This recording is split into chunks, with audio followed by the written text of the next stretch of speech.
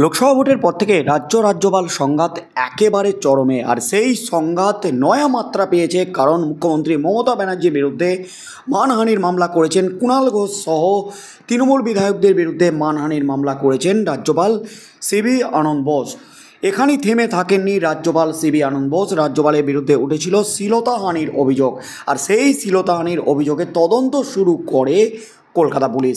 তার সাথে সাথে রাজভবনে শুভেন্দু অধিকারী এবং ভোট পরবর্তী হিংসায় আক্রান্ত ব্যক্তিদের ঢুকতে বাধা দেয় পুলিশ।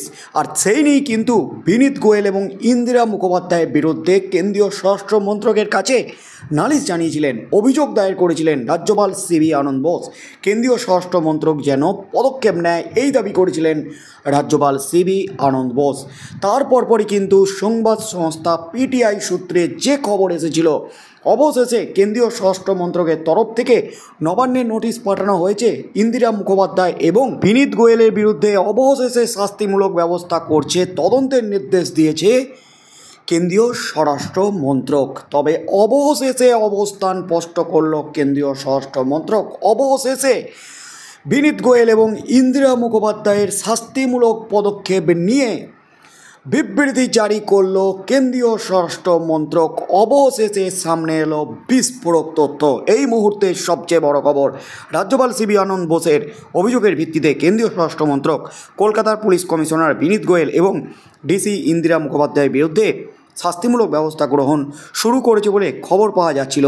তবে স্বরাষ্ট্র মন্ত্রক সূত্রে খবর, এখনও পর্যন্ত তাদের বিরুদ্ধে কোনো ব্যবস্থা গ্রহণ করা হয়নি। টাইমস অফ ইন্ডিয়ার প্রতিবেদনে এমনই দাবি করা হয়েছে। প্রতিবেদন অনুযায়ী রাজ্যে কর্মরত একজন আইপিএস অফিসারের বিরুদ্ধে কেন্দ্রীয় সরকার একতরফাভাবে কোনো ব্যবস্থা গ্রহণ করতে পারে না, তবে ব্যবস্থা নিতে পারে শুধুমাত্র রাজ্য সরকার, যেখানে রাজ্যের পুলিশ মন্ত্রী মমতা ব্যানার্জি, মুখ্যমন্ত্রী মমতা ব্যানার্জি পদক্ষেপ করতে পারেন। প্রতিবেদনে আরও বলা হয়েছে, আইপিএস সহ সর্বভারতীয় সার্ভিসেস আইন অনুযায়ী রাজ্যে কর্মরত আইপিএস বা আইএএস অফিসারদের বিরুদ্ধে শাস্তির জন্য সংশ্লিষ্ট রাজ্যের মুখ্যমন্ত্রীর কাছে অনুরোধ করতে পারে কেন্দ্র। অল ইন্ডিয়া সার্ভিসেস রুলস 1968 এবং অল ইন্ডিয়া সার্ভিসেস রুলস 1969 অনুযায়ী আইপিএস সহ অল ইন্ডিয়া সার্ভিসের আধিকারিকদের জন্য শাস্তিমূলক কর্তৃপক্ষ হল রাজ্য সরকার। তবে স্বরাষ্ট্র মন্ত্রক যেহেতু ক্যাডারদের নিয়ন্ত্রক কর্তৃপক্ষ, তাই তারা আইপিএস অফিসারদের বিরুদ্ধে অসৎ আচরণের অভিযোগ পেলে নিয়ম অনুসারে শাস্তিমূলক ব্যবস্থা নেওয়ার জন্য রাজ্য সরকারকে শুধুমাত্র অনুরোধ করতে পারে, সুপারিশ করতে পারে। তবে সংশ্লিষ্ট আইপিএস অফিসারের বিরুদ্ধে ব্যবস্থা গ্রহণ করা হবে কিনা তা রাজ্য সরকারের উপরই নির্ভর করবে, কিন্তু রাজ্য সেটি করতে অস্বীকার করতেও পারে। অর্থাৎ আইপিএসকে শাস্তিদানের বিষয়টি নির্ভর করছে রাজ্য সরকারের উপরই, রাজ্যের মুখ্যমন্ত্রী তথা পুলিশ মন্ত্রী মমতা ব্যানার্জির উপরই। এদিকে স্বরাষ্ট্রমন্ত্রক একটি রাজ্য কর্মরত আইপিএস অফিসারকে খুব বেশি হলে ব্যাখ্যার জন্য তলব করতে পারে দিল্লিতে, এমনকি তাকে কেন্দ্রের কোনো পদ থেকে প্রত্যাহার করতে পারে। তবে এই উভয় কাজের জন্য রাজ্যের অনুমতি প্রয়োজন, অথবা রাজ্য সরকার যদি আইপিএস অফিসারকে অব্যাহতি দেয় তবেই তা করতে পারবে স্বরাষ্ট্রমন্ত্রক। এর আগেও রাজ্যে এই ধরনের বিতর্ক সামনে এসেছিল, কিন্তু কেন্দ্র সেই সমস্ত আধিকারিকদের বিরুদ্ধে কোনো ব্যবস্থা করতে পারেনি। তৎকালীন মুখ্য সচিব আলাপন বন্দ্যোপাধ্যায় এবং তৎকালীন পুলিশ কমিশনার রাজীব কুমারের বিরুদ্ধে একইভাবে কেন্দ্র পদক্ষেপ করতে ব্যর্থ। ঠিক এই কারণেই আলাপন বন্দ্যোপাধ্যায় ঘূর্ণিঝড় ইয়াসের পর প্রধানমন্ত্রী নরেন্দ্র মোদী পরিদর্শনে এসেছিলেন, সেই সময় উপস্থিত ছিলেন না।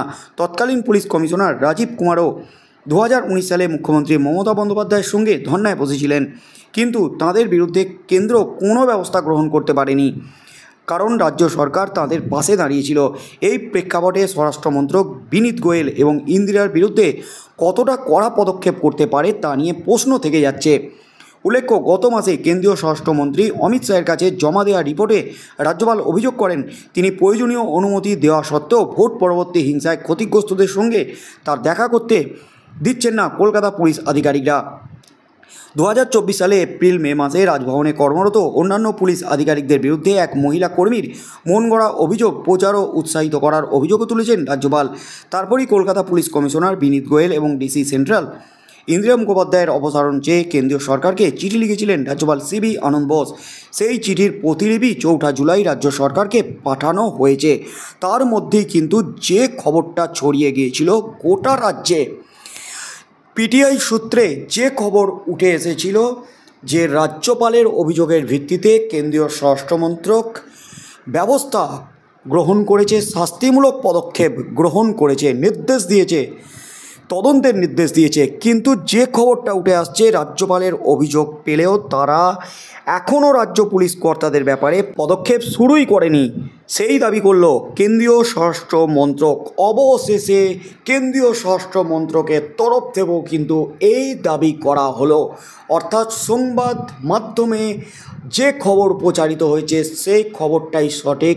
অবশেষে স্পষ্ট করে দিল কেন্দ্রীয় স্বরাষ্ট্র মন্ত্রক। কেন্দ্রীয় স্বরাষ্ট্র মন্ত্রকের তরফে একটি সূত্র দাবি করেছে সংশ্লিষ্ট অভিযোগ তারা পেয়েছে এ রাজ্যের রাজ্যপালের থেকে, তবে তার পরবর্তী পদক্ষেপের পথে এখনও তারা কোনো পদক্ষেপ, কোনো সিদ্ধান্ত নেয়নি, কোনো অগ্রসরই হয়নি। অন্যদিকে রাজ্য প্রশাসনের শীর্ষ মহলও দাবি করছে সংশ্লিষ্ট পুলিশ কর্তাদের বিরুদ্ধে সম্ভাব্য কোনো পদক্ষেপের তথ্য এখনও তাদের কাছে অজানা। প্রসঙ্গত, রাজ্যপালের বিরুদ্ধে যৌন হেনস্থার অভিযোগের তদন্ত শুরু করেছিল কলকাতা পুলিশ। রাজভবনের প্রশ্ন ছিল, সাংবিধানিক রক্ষাকবচ থাকার পরেও কিভাবে এই তদন্ত হতে পারে। সেই কারণে সংশ্লিষ্ট অফিসারদের বিরুদ্ধে স্বরাষ্ট্র মন্ত্রকে অভিযোগ পৌঁছেছিল।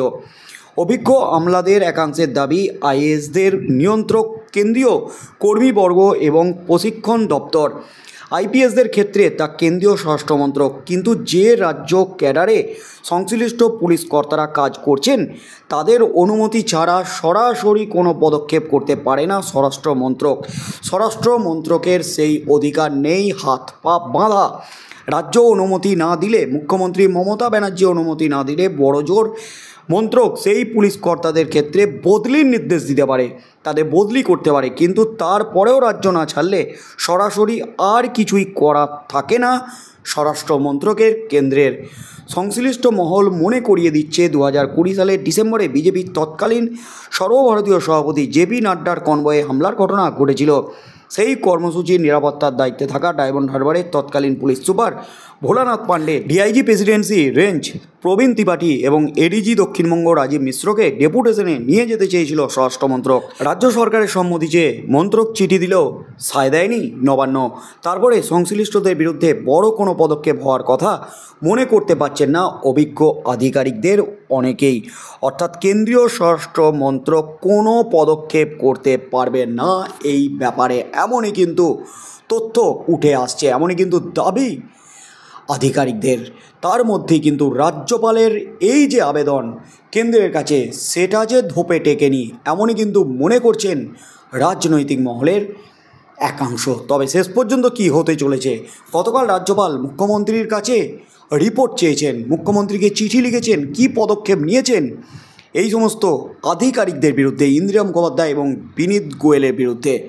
এছাড়াও আরও একাধিক প্রশ্ন ছুড়ে দিয়েছেন মুখ্যমন্ত্রী মমতা ব্যানার্জিকে। তবে শেষমেশ মুখ্যমন্ত্রী মমতা ব্যানার্জি কী অবস্থান স্পষ্ট করেন, কোনো কি পদক্ষেপ নেবেন বিনীত গোয়েল এবং ইন্দিরা মুখার্জির বিরুদ্ধে, কি হতে চলেছে আগামী দিনে, সেদিকেই চোখ থাকবে গোটা রাজ্যের।